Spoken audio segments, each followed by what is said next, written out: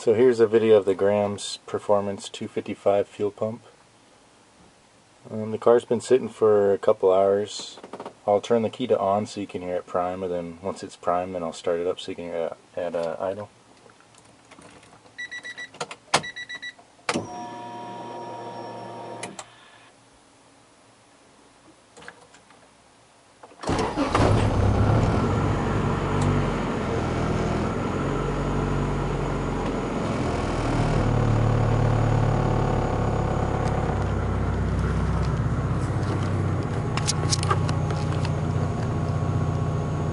Pretty quiet.